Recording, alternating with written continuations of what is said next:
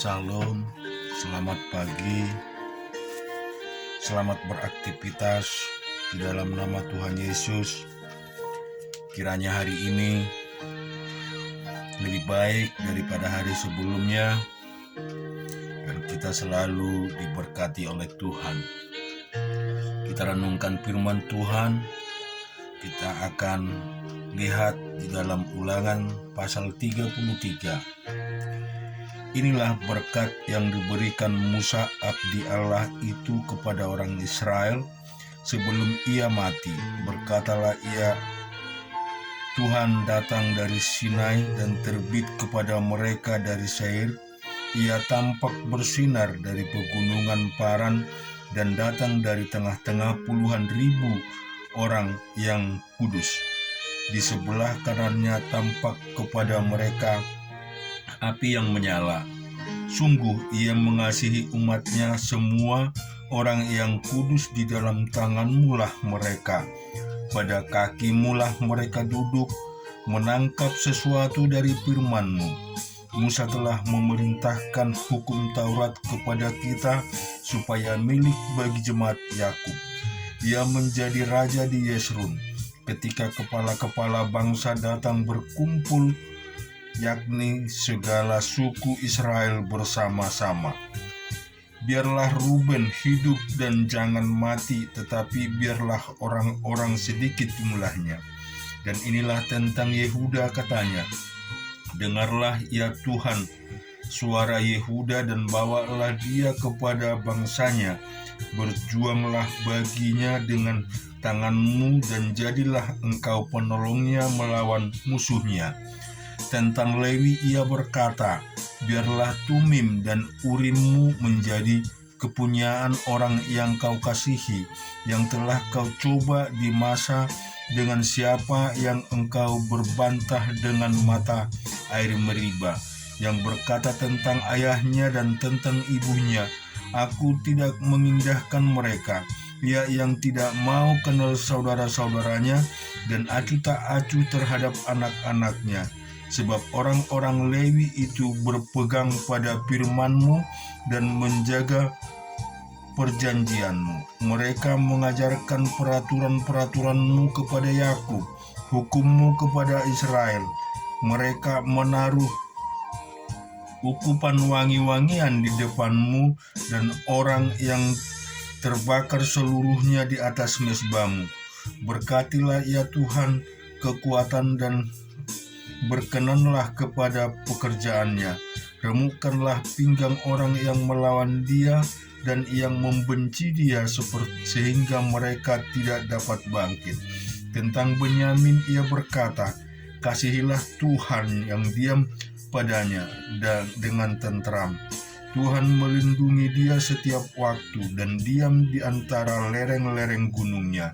Tentang Yusuf ia berkata, kiranya negerinya diberkati oleh Tuhan dengan yang terbaik dari langit, dengan air embun dan dengan air samudra raya yang ada di bawah, dengan yang terbaik dari yang dihasilkan matahari, dan dengan yang terbaik dari yang ditumbuhkan bulan, dengan yang terutama dari gunung-gunung yang sejak dahulu, dan dengan yang terbaik dari bukit-bukit yang berabab-abab, dan dengan yang terbaik dari bumi serta segala isinya, dengan perkenan dia yang diam dalam semak duri.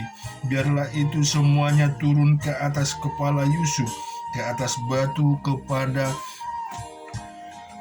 kepala orang yang teristimewa di antara saudara-saudaranya. Anak sulung lembu sapinya adalah kegemilangannya, dan tanduk-tanduknya seperti tanduk-tanduk lembu hutan. Dengan itu ia akan menanduk bangsa-bangsa seluruh bumi dari ujung ke ujung. Itulah orang Efraim yang puluhan ribu, dan itulah orang Manase yang ribuan. Tentang Zebulon ia berkata, bersukacitalah hai Zebulon atas perjalanan-perjalananmu, dan engkau pun hai Isakar atas kemah-kemahmu. Bangsa-bangsa akan dipanggil mereka datang ke gunung, di sanalah mereka akan mempersembahkan korban sembelihan yang benar, sebab mereka akan menghisap kelimpahan laut dan harta yang terpendam di dalam pasir. Tentang Gad ia berkata, terpujilah dia yang memberi kelapangan kepada Gad, seperti singa betina ia diam dan menerkam lengan bahkan batu kepala. Ia memilih bagian yang terutama, sebab di sanalah tersimpan bagian panglima. Ia datang kepada para kepala bangsa itu, dilakukannya kebenaran Tuhan serta penghukuman-penghukumannya bersama-sama dengan orang Israel. Tentang Dan ia berkata, adapun Dan ialah anak singa yang melompat keluar dari Basan. Tentang Naptali ia berkata, Naptali kenyang dengan perkenan dan penuh dengan berkat Tuhan. Milikilah Tasik dan wilayah sebelah selatan. Tentang Aser ia berkata, diberkatilah Aser di antara anak-anak lelaki, biarlah ia disukai oleh saudara-saudaranya, dan biarlah ia mencelupkan kakinya ke dalam minyak. Biarlah dari besi dan dari tembaga palang pintumu selama umurmu, kiranya kekuatanmu. Tidak ada yang seperti Allah, hai Yeshurun. Ia berkendaraan melintasi langit sebagai penolongmu, dan dalam kejayaannya melintasi awan-awan. Allah yang abadi adalah tempat perlindunganmu. Di bawahmu ada lengan-lengan yang kekal. Ia mengusir musuh dari depanmu dan berfirman, punahkanlah. Maka Israel diam dengan tentram dan sumber Yakub diam, tidak terganggu di dalam suatu negeri yang ada di gandum di anggur, bahkan langitnya menetikkan embun. Berbahagialah engkau, hai Israel. Siapakah yang sama dengan engkau? Suatu bangsa yang diselamatkan oleh Tuhan, perisai pertolongan dan pedang kejayaanmu. Sebab itu musuhmu akan tunduk menjilat kepadamu, dan engkau akan berjejak di bukit-bukit mereka. Kita baca di Mazmur 88. Nyanyian Mazmur Bani Korah untuk pemimpin biduan menurut lagu Mahalat Leonat. Nyanyian pengajaran Heman orang Esrahi.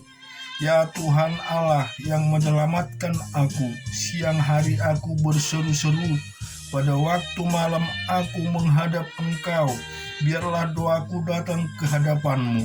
Sendengkanlah telingamu kepada teriakku, sebab jikalau kenyang dengan malapetaka dan hidupku sudah dekat dunia orang mati, aku telah dianggap termasuk orang-orang yang turun ke liang kubur. Aku seperti orang yang tidak berkekuatan. Aku harus tinggal di antara orang-orang mati, seperti orang-orang yang mati dibunuh, terbaring dalam kubur, yang tidak kau ingat lagi, sebab mereka terputus dari kuasa-Mu. Telah kau taruh aku dalam liang kubur yang paling bawah, dalam gelap, dalam tempat yang dalam. Aku tertekan oleh panas murka-Mu, dan segala pecahan ombak-Mu kau tindihkan kepadaku. Telah kau jauhkan kenalan-kenalanku daripadaku. Telah kau buat aku menjadi kekejian bagi mereka. Aku tertahan dan tidak dapat keluar. Mataku merana karena sengsara. Aku telah berseru kepadamu, ya Tuhan, sepanjang hari telah mengulurkan tanganku kepadamu. Apakah kau lakukan keajaiban bagi orang-orang mati? Masakah arwah bangkit untuk bersyukur kepadamu? Dapatkah kasih-Mu diberitakan di dalam kubur, dan kesetiaan-Mu di tempat kebinasaan? Diketahui orangkah keajaiban-keajaiban-Mu dalam kegelapan, dan keadilan-Mu di negeri segala lupa? Tetapi aku ini, ya Tuhan, Kepadamu aku berteriak minta tolong, dan pada waktu pagi doaku datang ke hadapanmu. Mengapa ya Tuhan kau buang aku? Kau sembunyikan wajahmu daripadaku. Aku tertindas dan menjadi incaran maut sejak kecil. Aku telah menanggung kengerian daripadamu. Aku putus asa. Kehangatan murkamu menimpa aku. Kedahsyatanmu membungkamkan aku, mengelilingi aku seperti air banjir sepanjang hari, mengepung aku serentak.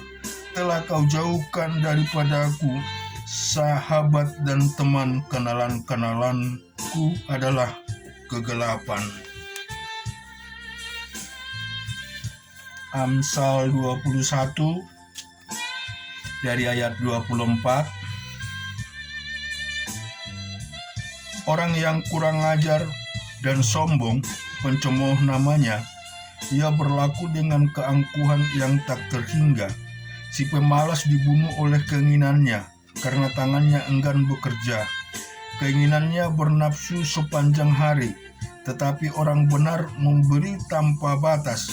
Korban-korban fasik adalah kekejian lebih-lebih kalau dipersembahkan dengan maksud jahat.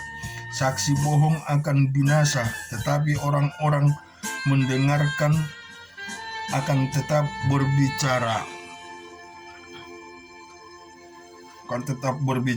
Orang fasik bermuka tebal, tetapi orang jujur mengatur jalannya. Tidak ada hikmat dan pengertian, dan tidak ada pertimbangan yang dapat menandingi Tuhan. Kuda diperlengkapi untuk hari peperangan, tetapi kemenangan ada di tangan Tuhan. Kita juga renungkan firman Tuhan di dalam Lukas 18 yang melihat Yesus mengatakan suatu perumpamaan kepada mereka untuk menegaskan bahwa mereka harus selalu berdoa dengan tidak jemu-jemu. Katanya, dalam sebuah kota ada seorang hakim yang tidak takut akan Allah dan tidak menghormati seorang pun. Dan di kota itu ada seorang janda yang selalu datang kepada hakim itu dan berkata, "Belalah hakku terhadap lawanku." Beberapa waktu lamanya hakim itu menolak, tetapi kemudian ia berkata dalam hatinya, "Walaupun aku tidak takut akan Allah dan tidak menghormati seorang pun, namun karena janda ini menyusahkan aku, baiklah aku membenarkan dia, supaya jangan terus saja ia datang dan akhirnya menyerang aku." Kata Tuhan, "Camkanlah apa yang dikatakan hakim yang lalim itu. Tidakkah Allah akan membenarkan orang-orang pilihannya siang malam berseru kepadanya? Dan adakah ia mengulur-ulur waktu sebelum menolong mereka? Aku berkata kepadamu, ia akan segera membenarkan mereka. Akan tetapi jika Anak Manusia itu datang, adakah ia mendapati iman di bumi?" Dan kepada beberapa orang yang menganggap dirinya benar dan memandang rendah semua orang lain, Yesus mengatakan perumpamaan ini. Ada dua orang pergi ke bait Allah untuk berdoa, yang seorang adalah Farisi dan yang lain pemungut cukai. Orang Farisi itu berdiri dan berdoa, dan hatinya begini, "Ya Allah, akan mengucapkan syukur kepadamu, karena aku tidak sama seperti semua orang lain. Bukan perampok, bukan orang lalim, bukan pezina, dan bukan juga seperti pemungut cukai ini. Aku berpuasa 2 kali seminggu. Aku memberikan 1/10 dari segala penghasilanku." Tetapi pemungut cukai itu berdiri jauh-jauh, bahkan ia tidak berani menengadkan ke langit, melainkan ia memukul diri dan berkata, "Ya Allah, kasihanilah aku orang berdosa ini." Aku berkata kepadamu, orang ini pulang ke rumah sebagai orang yang dibenarkan Allah, dan orang lain itu tidak. Sebab barang siapa meninggikan dirinya, ia akan direndahkan, dan barang siapa merendahkan dirinya, ia akan ditinggikan. Maka datanglah orang-orang membawa anak-anak yang kecil kepada Yesus supaya ia menjamah mereka. Melihat itu murid-muridnya memarahi orang-orang itu. Tetapi Yesus memanggil mereka dan berkata, biarkanlah anak-anak itu datang kepadaku dan jangan kamu menghalang-halangi mereka, sebab orang-orang yang seperti itulah yang mempunyai kerajaan Allah. Aku berkata kepadamu, sesungguhnya barang siapa tidak menyambut kerajaan Allah seperti seorang anak kecil, ia tidak akan masuk ke dalamnya. Amin.